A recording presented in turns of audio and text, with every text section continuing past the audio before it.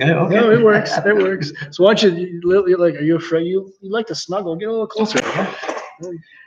See, Yes, I do, Right, you sweetheart. let me do snuggle. This is always the best part of around the table because we get to talk to ourselves. As you can see, like that's where we'll begin to see if anyone shows up. So All right. it takes a while for people to get going on that. Oh, look at that! We already got one. All right. Because I haven't even signed on yet. So because then in a moment we're gonna have two. All right. So we're gonna be rolling here in a second. So we're here tonight with Roger, Mr. Roger Jones, I should say. All right. And we're kicking things off with around the table. See, we just went up to two. Hey, So, 2 people. all right. You're one of them. We're rocking it. We're rocking it. So I hop on here so we can do some chatting because we want to be able to interact back and forth with the folks that are there. So curious, Roger, as people are coming on and just kind of getting situated, something that you've enjoyed doing so far the first kind of 6 weeks of summer. I know it feels like it's been like 4 months of summer because you've been off, but sort of off. Very off. That's another conversation for another time. Yeah. But the last, anything that you've done the last 6 weeks, kind of family-wise or personally, or Oh, let's see.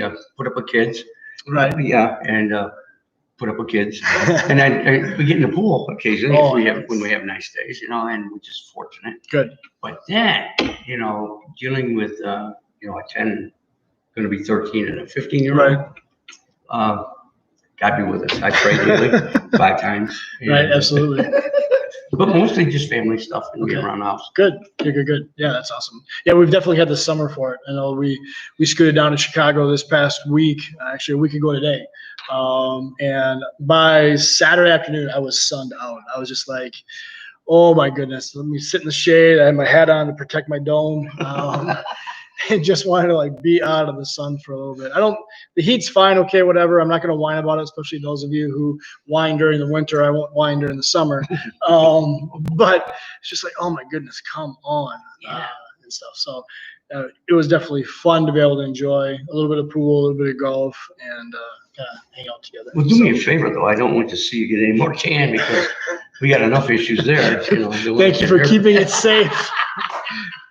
There's a certain inside joke that Roger shares with me, and there's some of you that have been privy to it. And it's definitely towards my skin color, and tone, and beard, and everything else. So anyway, go ahead. So again, tonight we're glad that you've joined us with Around the Table. I'm here with Mr. Roger Jones, and you may recognize him when he is greeting you coming in on a Sunday morning, and always there with a hearty smile and a handshake and lots of encouragement. So I thought, you know what, let's take a moment and get to know you a little more than just kind of what we see you at the door with. I know, and I'm gonna dabble here a little bit. I'm gonna kind of open up some conversation questions. I am going to try and poke the bear a little bit. That could be playing with fire, but that's okay because I think it's going to be worth it. So to get us started, to kind of get us primed up, we also want you to be able to engage with us, and so. Please, in the chat section, if you want to ask questions or answer some of the questions or whatever the case may be, then let us know that. We would love to connect with you that way. So we're going to start with, Roger, based upon the color of your hair, but you do have more than mine. You've had a few jobs throughout your years, right? A few jobs. I'm wondering what has been some of the more challenging, frustrating, oh my gosh, kind of jobs. Wondering what am I doing here? Yeah. Oh, I've had a few of those in my career. I bet. Yeah, I would say, after my career in the Marine Corps and law enforcement, after I got out of the Marine Corps, I went into Montgomery Wards as a department manager. Yeah. And I'm telling you, that was gorgeous in Florida. Ooh, nice. No, it was. No, it wasn't the worst job I ever had. Okay. But I have to tell you, ladies and gentlemen, that coming from the military to that was like, shoot me. You have all these people from up north, and you're in Florida. Sure. And they come in with all these expectations, and you're trying to tell them, okay, these draperies are this, me and draperies. Right? Anyway, that's another story. But right. And you're trying to explain to them overlap and return, pattern, repeat, and all this stuff. And not that I really knew what I was talking about, but I did try. Right. but it was a frustrating job in that you're trying to deal with people and making them happy when they didn't understand an open weave drape is gonna, in humidity, Florida, Right. humidity is gonna drop and shrink. They didn't get that. So, no. So it was frustrating. Sure. So that's when I went into law enforcement, because paramilitary, hoorah, Semper Fi, anyway. But then after getting out of law enforcement, and I tried McDonald's Okay. as an assistant store manager. Ladies and gentlemen, don't do it. I mean, the frustration level was higher than I think. Sure. So, but you're dealing with young kids, Yep. and I loved having fun, and have fun at McDonald's. Right. Absolutely. No disrespect, McDonald's, any listener. Right. Of course. No, It was none something. whatsoever. Just wasn't made for me. No. I remember early on. I wouldn't say it was one of my worst jobs ever. No, it might have been close. It was just one of those, like, yep, I got to do this. And it was one of those, right? I just graduated high school. And I loved the organization because the organization that we worked with was Pabst Corporation up in Coleman Pound area. And they were wonderful people, and so thankful for Daryl, who helped get me the job and whatever the case. But they produced farm equipment. And they had a 1 million square foot building that needed to be swept every day. So I started at 3:00 in the afternoon, and me and this other knucklehead would sweep the entire building from 3 p.m. until 3 a.m. all summer. And so if we got done, then we could hop on the line and help guys out or whatever else. And just like, yeah, between that and then working at the cheese factory up in Green Bay as a temp worker. Oh. Nothing against cheese factories, but being the temp for a summer, like, you got forced on back-to-backs and all this other jazz. And so those were definitely some of the more challenging jobs that I definitely had to endure. So, well, that's why you're nothing so that bad. muscular today. Yeah, I wish. Yeah, pushing that broom, Yeah, just yeah. kind of making it work. So, be curious what worst job you've ever had, or challenging, or one that you're like, yeah, I don't think I'll ever want to go back to that. So, Jada right now is a professional bed maker. Yeah. Oh, right. Yeah, and if she could do that at home, that would be fantastic. But Forget about it. being able to do that, so it's always fun to see those different jobs that come up. So as we had said, here with Roger Jones tonight with Around the Table, and being able to kind of connect with one another, connect with you as well. And one of the things that we want to be able to do is, have some fun, and we'll continue to have fun throughout our conversation tonight. But I've really appreciated getting to know Roger over the last handful of years, and being able to hear some of his story, and being able to hear all the different ways that God works within his life. And I wanted to take the opportunity to allow that story not just to be shared here, but to be able to be shared with you as well.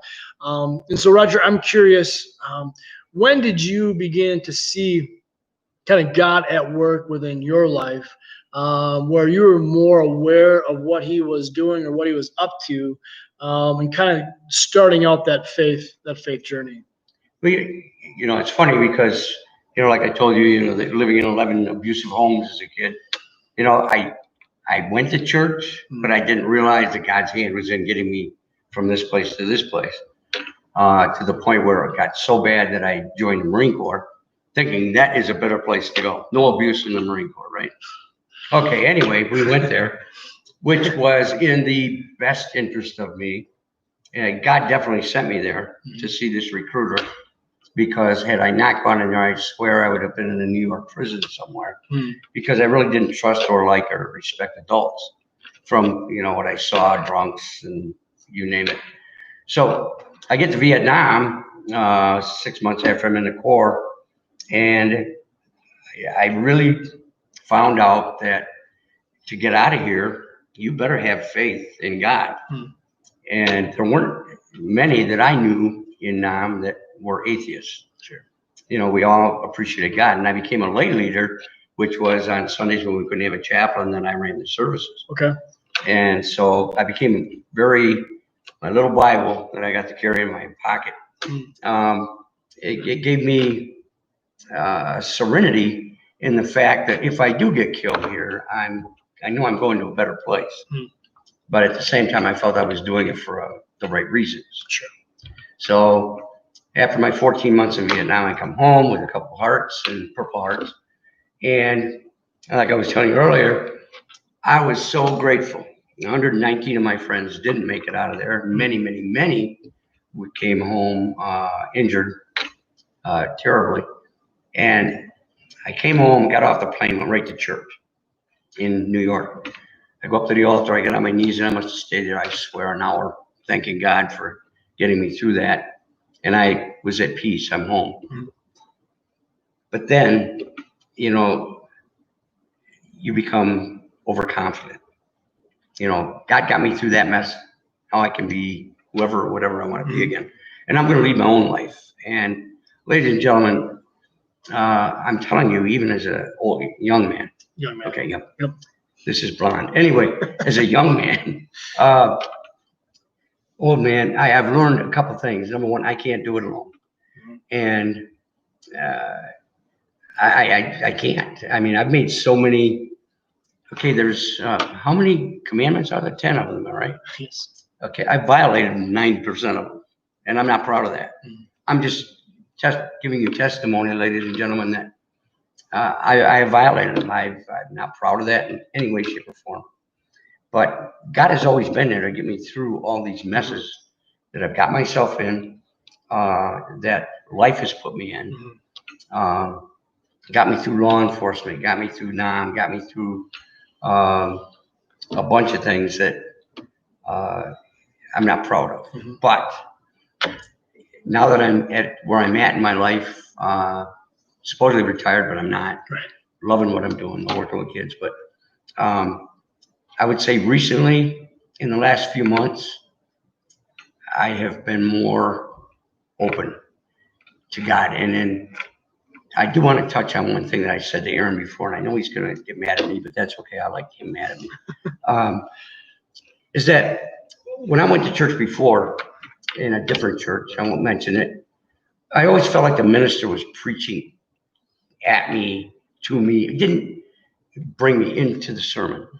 And you have a knack, honest to God, since the first time I came here, of bringing that sermon around us. You don't preach at us and tell us what not to do and blah, blah, blah. You give us the options. You tell us what we shouldn't do, how we should, how we shouldn't. God, I respected that so much. Plus, your ability to put that humor, life's experiences in every sermon, took me over the top. And a few weeks ago, ladies and gentlemen, if you were listening, he talked about guilt. I'm in the back of the sanctuary, and I'm here to tell you, I'm not a crier. You know, I'm a tough guy. Right.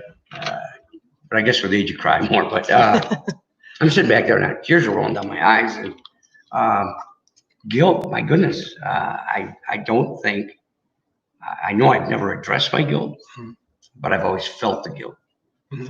Not saying, ladies and gentlemen, that I have gotten over it yet, but I'm getting some help from the master. So that has wrapped it all into 71 years of chaos. You know, ups, downs, and we all have them. But and I have taken them out of arrogance and stupidity and not lack of faith. I would say lack of faith. Have faith, but I didn't have faith. If that makes sense. It does, but I think what I'd be curious in is being able to recognize the difference of you had faith, but was it faith in God or faith in self? And see, that's where I lost my faith because I didn't know who the faith I had in. Right. But I did take it from God. Yep, absolutely. 14 months, maybe I had it. And then I come to get home and get through it. And okay, thanks God, you did your thing. Now I'm going to do mine. Right. And for all those years after that, 52 years, you know, I've been not fooling God. I've been fooling myself. And it's been time to wake up and smell the roses, of which, you know, you put me on the right path. Well, I think what's amazing about it, and I know that you harassed me a lot about not receiving compliments or whatnot, and Right. And a lot of it is because it isn't just me. It is scores of people, and more importantly, it's how the Holy Spirit works and how God works through us. and that value of relationship that gives us the opportunity for our ears to be open and our eyes to begin to see. And I think what's unique, Roger, and this isn't the platform maybe necessarily to obviously get into all the nitty gritty of what you say within your ups and downs. But those downs have been dark. Those downs have probably been darker than maybe any of us have ever experienced. Okay. And the guilt that is associated with those downs, but it doesn't change the fact that God was still with you in the pit if you saw him or not. Right. And I think the pursuit that you've continued to have in the midst of the pit, as well as the mountaintops, is partly the value of what makes Roger Roger. God, we don't want to go there. Well, but it's true, because it's just like, for those of you who know Roger, or those of you who are on Facebook with Roger, you're going to see the fact that no one's shy about the truth of he can be polarizing. And I don't mean that as a negative piece. It's just like when Roger believes what Roger believes in, he's going to be passionate about it. He is going to be a champion of that.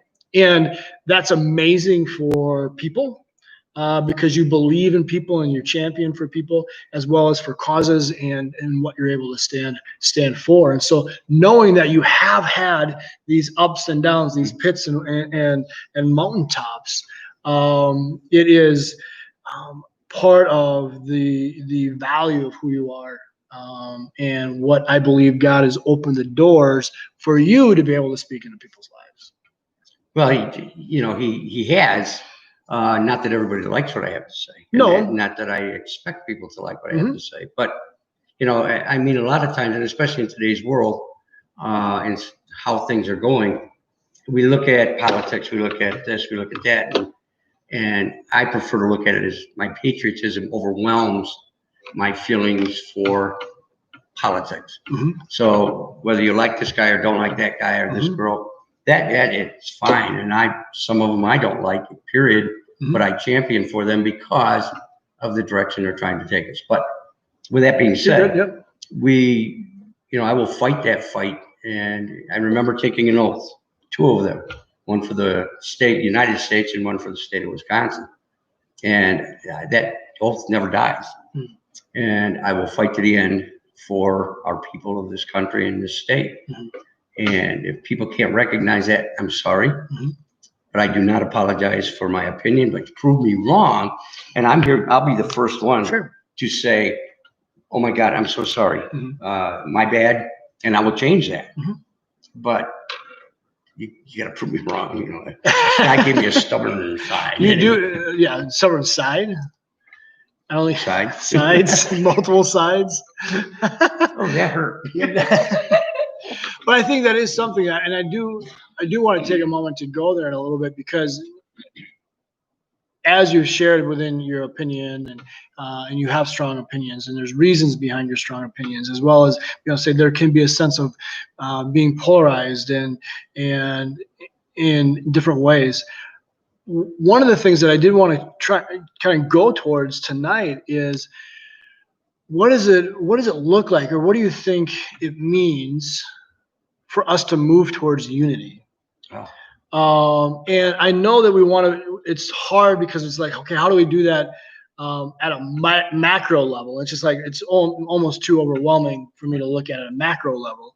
And so I think there's greater value of being able to say, okay, how can we do it at a micro level? How can we do that here? How can we do that in relationship with those within our community, those around our community, and be able to go beyond that? So I'm just curious, Roger, from your perspective, and knowing some things about you, knowing the background of the Corps, and that you're being a trooper, and all these different things of what does it mean for unity to take place, and what does it mean for us to move towards that? To me, first of all, to achieve unity, we have to look past the person.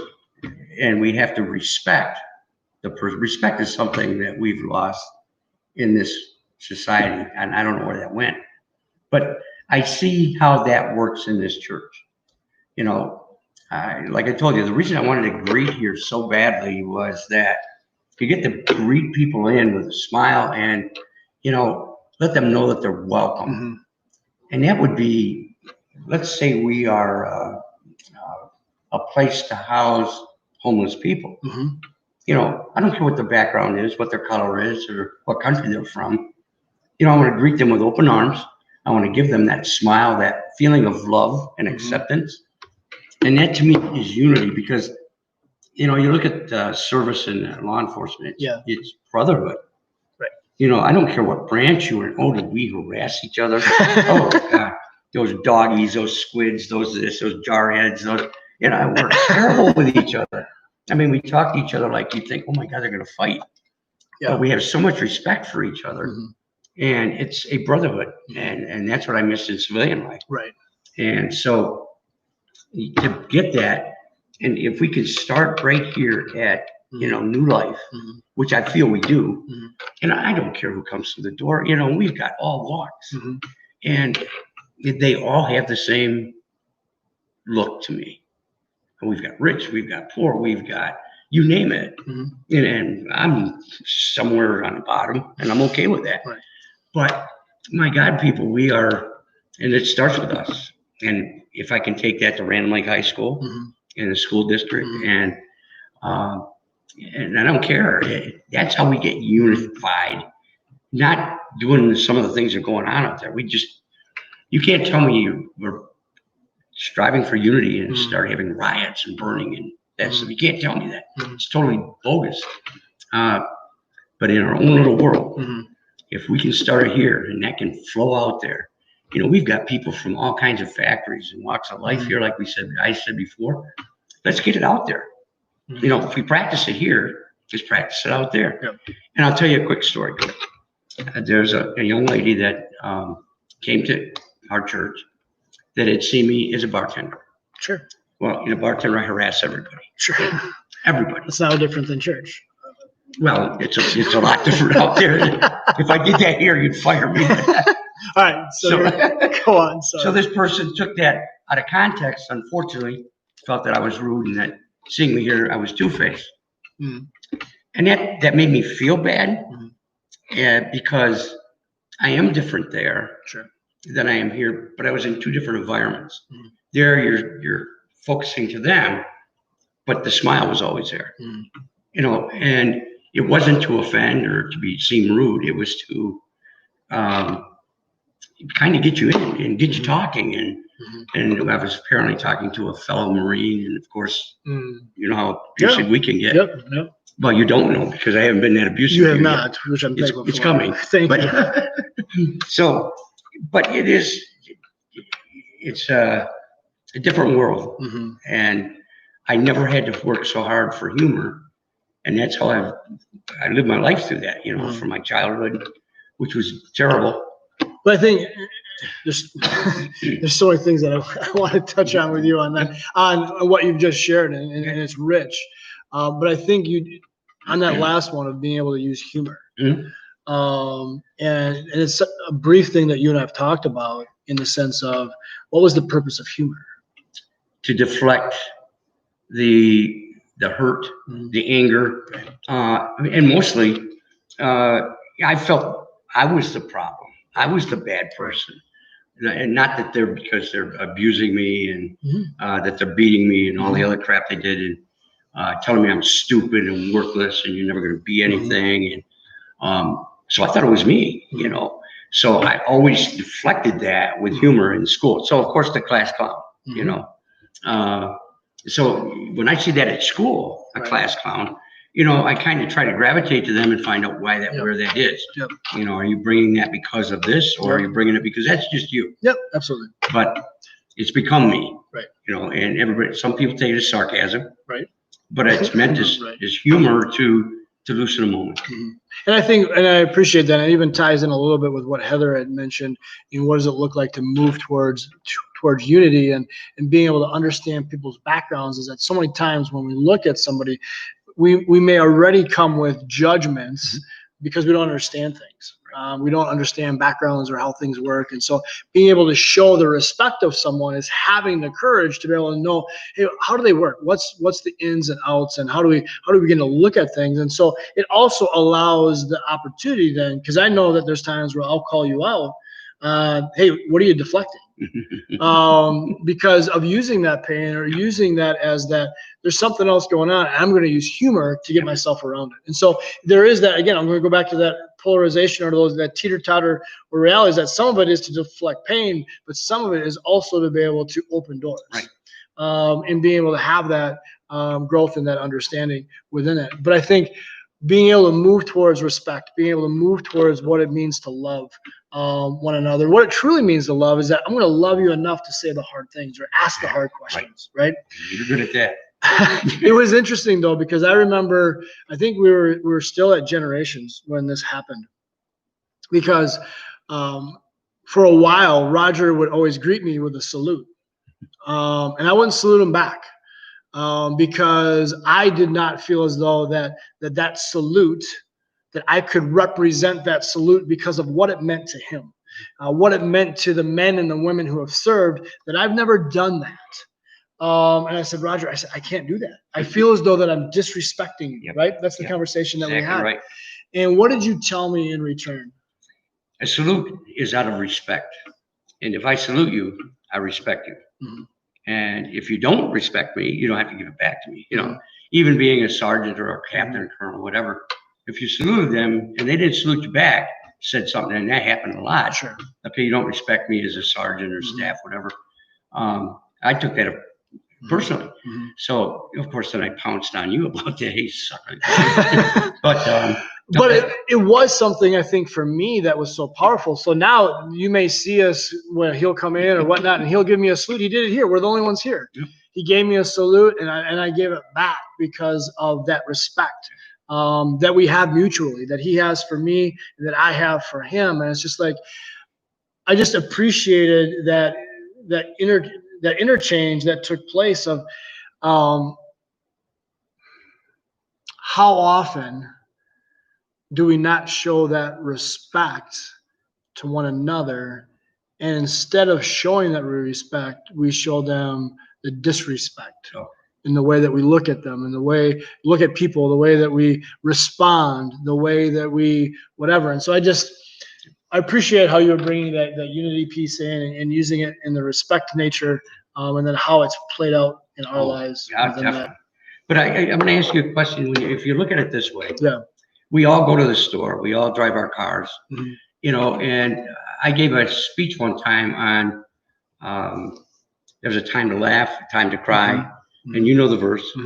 And it was about how many of you drive down the road and you look at people coming at you and nobody is smiling anymore. You walk to the stores and I always try to greet everybody. My kids hate that. Dad, you don't know them. It doesn't matter if I know them or not. You know, and there was a guy with purple hair and long and a weird, I didn't know if he was one of the protesters. I didn't care. Hey, how you doing today? And he looked at me like I had 4 heads. Well, that's okay. You know, I'm going to show you the respect. If you don't want to show it back, that's on you. But I think that we need to be more open with each other and not be so like we're so uptight. Oh, you offended me because you said hi to me. Okay, have a great day, you know. Or call him ma'am, sir. I had a lady jump all over me for calling her ma'am, and she was like 25. And I said, well, what do you want me to call you? The B word? And then I really offended her. So, you know, I'm going, come on, people, loosen up, respect one another, and love. I mean, my goodness, love is a hard word. It's a 4-letter word that's hard. How do we love? And if God taught me anything, is that 4-letter word. If you can love somebody and you love them, you take what they have to give you. They can be this, that, or the other thing. You know, look at us. Oh, absolutely. God loving me. Oh, man, he's got his hands. That's absolutely. So, that's 2 of us. I don't know how to take that. No, God loving me too. I can't. I mean, if we look at, if we can goof around a little bit Yep. and take this not so theologically based, it's just like, I'm sure there's times where it just gives an eye roll to Aaron. It's like, oh, here we go again. Like, come on, Aaron. Now, again, hear me, folks. It's an everlasting love, and it's a love that the arms are always open wide. But if we can't be honest with how we're a knucklehead at times, then I think we're missing the point of the way that grace works within that. And so I was listening to a podcast today, and the conversation was around actually loneliness, which is what we're going to be talking about the next couple of weeks, and really looking at the kind of the core of loneliness. And one of the things that he kind of tailed off with in the conversation was that his desire is that we would begin to tilt the world towards love. And I threw that up on my Facebook page today. It was just like, it was such a, for me, it was just like, it doesn't mean that we have to have these grandiose plans, and, Right. and we have to do it in this magnificent way of hugeness. Mm. But when you think about just a tilt, I mean, a 1 degree tilt of a table, and you put a marble on there, the marble is going to roll down the tilt, right? It's going to make a difference within it. Now, obviously, if you have a greater tilt, the greater the difference. But it's just like, how powerful could it be of being able to begin to see, man, just a tilt towards love. Amen. Just a little tilt towards love, and all the different ways that we can do it, and the ways that you'll do it, the ways that I do it, and the ways that each and every one of us does that, I think is so powerful. So I just got to hit the pause button on our conversation. Sure. Because Heather Gary has harassed me twice over my shirt, and I really wish, I'm gonna have to send a text to Travis for my Duke Blue Devils shirt. Very proud to be a Dookie, which sounds really bad after it came out of my mouth. I'm letting you go. Let me go. Woo, I'm gonna have to edit that part. Yeah, there you go. I like it. The honesty is what it's all about. Right? Absolutely. Oh my gosh. So, Roger, anything else that you want to touch on before we kind of flip the table? You know, not really. There's talking about Facebook, and I was telling you earlier, I have a question for you that maybe that I know you can answer. I don't know. The atheists that are out there and the people defacing God like to argue with me about my posts on God, and trusting God and Almighty God, and, Jesus and the devil, let my people go and all this stuff. And how can you post that? And how can you believe in God and blah, blah, blah, blah. And I've tried to answer it with, and the one question that got me, if God was so great, how can he kill 8 black children? How can he let all these people die? How can he let all your friends that you talk about get killed? Why do we let people die in war? Blah, blah, blah, blah, blah.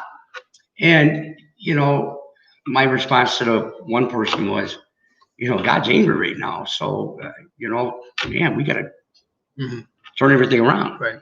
But I don't have those answers. And I think coming from someone like yourself that knows this stuff, because I really am struggling. I struggle with the Bible. That to me, sometimes there's conflicting meanings there.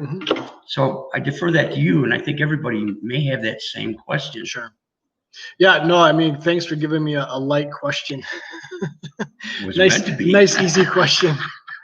How do we wrestle with the good and the ugly, the evil within within the world right now? Sorry, little Hayden is giving a shout out. I'm not sure you can see that. Yeah. Hi, Dad. It's me. He's watching. Nice. Isn't it his bedtime? It's past your bedtime. Past his bedtime. So no, that's awesome. Hey, Hayden. How do we deal with a God that's supposed to be good, but when there's so much ugliness in the world? And that is a challenging question. And I think when part of where I want to be able to go with it, because I want to go back to the fact that the only way that we can tilt the world towards love is because of the fact that God is all loving.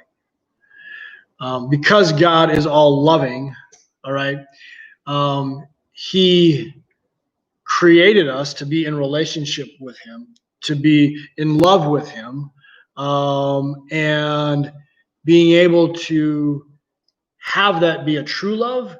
It wasn't going to be a programmed love. It was going to be a choice to love. So if we choose to love, we can also choose not to love. And so in the fact that he gave us that choice also means that he gave us the choice to be able to choose good and to be able to choose evil. Okay? Mhm. And I don't think anyone can disagree with the fact that when we look throughout not only our world today, but we look out throughout the course of history, we see things that are good and we see things that are bad. Sure do. Okay? And to be able to say that God is in control of it all like a puppet master isn't loving. Mhm. Okay?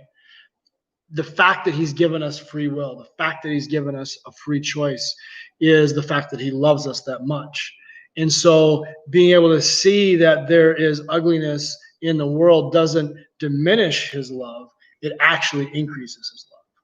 Because he took all of that pain and all of that ugliness and all of that evil on his son Jesus and defeated the ultimate in death, Amen. which was the ultimate sacrifice and the ultimate expression of love, so that we can have that life. And so when we begin to talk about the evil, we need to acknowledge and recognize the evil, but the fact that the evil has been taken care of.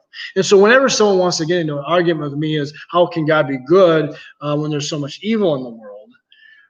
Part of me goes back to the fact of, well, what did God do with the evil that was in the world? And let's have a conversation around Christ. Because if Jesus isn't who he says he is, Mhm. then we might as well just close this computer and we'll go over to the bar and we'll have a drink, because it just doesn't matter, right? Yep. But if Jesus is who he says he is and he did what he did, okay, that changes everything. Right. Okay, and that sets us on that course within that. And I think at times, and I'm not a master at apologetics. So apologetics is being able to defend the faith and, Mhm. and come up with all these different answers and whatever else.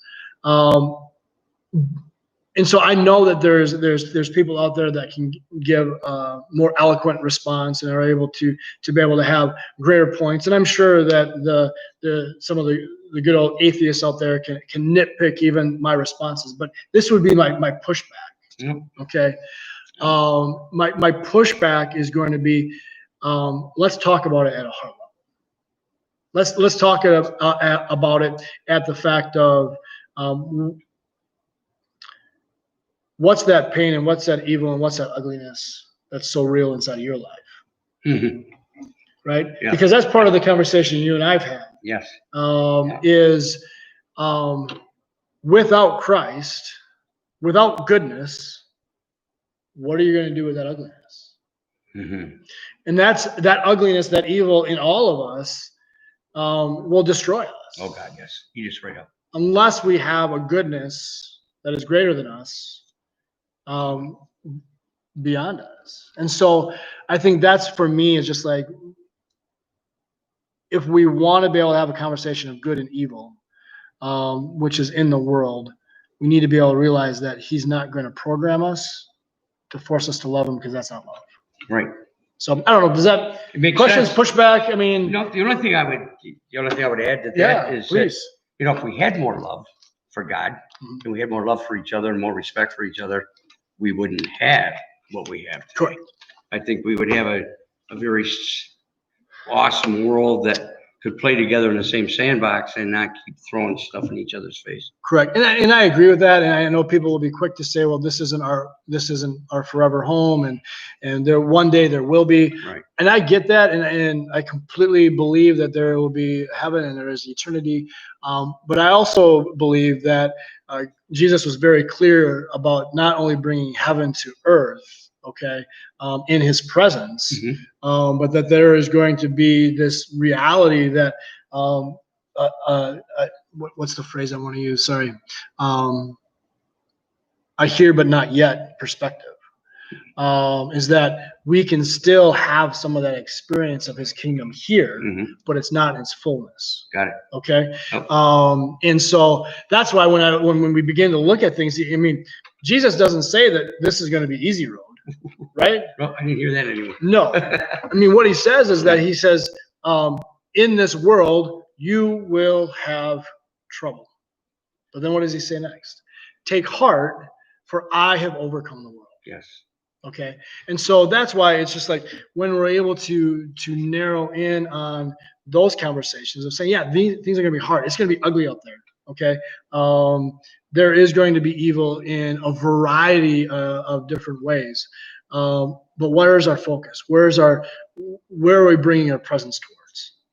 Exactly. And we're bringing our presence towards that evil, or are we bringing our presence towards that goodness and that love in that way? I wish we would go more that way. It would be a lot more fun. It would be more fun. Yeah. So, well, Roger, I thank you. I want to encourage you folks, those of you who are watching, to be able to take a moment. And if you have any questions, if there's things that maybe Roger or I said that you want a little more clarity on or follow up on, I want to give you a moment to be able to do that. I also want to give you the opportunity to be able to share any prayers, any prayer requests that you might have, any things that you guys might have going on within your life as we begin to kind of land the plane here shortly. We do want this to be engaging. We do want this to be interactive. I think the other thing that we're going to be doing is if there are, so I'm going to give you a third thing. Okay. So any questions that you have for us tonight, right now, and what we've been talking about. 2, any prayer requests that you'd like us to be able to share with you. 3, if there's a question or a topic that you'd like us to engage with in the future, where we just have a specific around the table conversation. Would you either put that in the chat or send me an email? Because I'd love to be able to dialogue around things that maybe raw and real on your heart within that. And so I just ask that give that to us. We'll be sending out some emails around that as well. I'm sure we'll engage with it on Facebook and stuff, and we'll go from there. So Heather, thank you. We will definitely be praying for leaders in education, and not only in education, but a lot of the different things that we're doing going forward in response to the virus and other things. As you guys are sharing, again, questions or prayer requests, if you want to, I'll just give this one last note for you. For those of you who haven't heard, we are going to continue to be on course as far as on Sunday mornings, that you are more than welcome to be able to join us if you feel healthy and you feel comfortable in coming back. We'd love to be able to have you come back. We have things covered and taken care of here from not only a sanitized perspective, but also being able to respect that safer distancing in that way. So I want to encourage you to come back. And then finally, if you don't feel comfortable, know that we're going to continue with the online. And we actually hopefully have upgraded our online system this week. We'll see how it turns out. We have a new little gadget that hopefully will be worth it. I trust it completely. Yeah. So yeah, I appreciate that. And Hayden, thank you for joining us in prayer in that way. It's the prayers of a child are powerful. So we thank you for that. So, all right, you good? I'm good. Anything else? I just want to say God bless you and thank you. Yeah, absolutely. And ladies and gentlemen, please respect one another, love one another, and smile. Okay, mine is terrible, but yours is beautiful. So please use it. Absolutely. And God bless you. I love it. I love Thank it. you for the invitation, sir. You bet. You really bet. appreciate it. Let me close us in prayer. Yes, sir.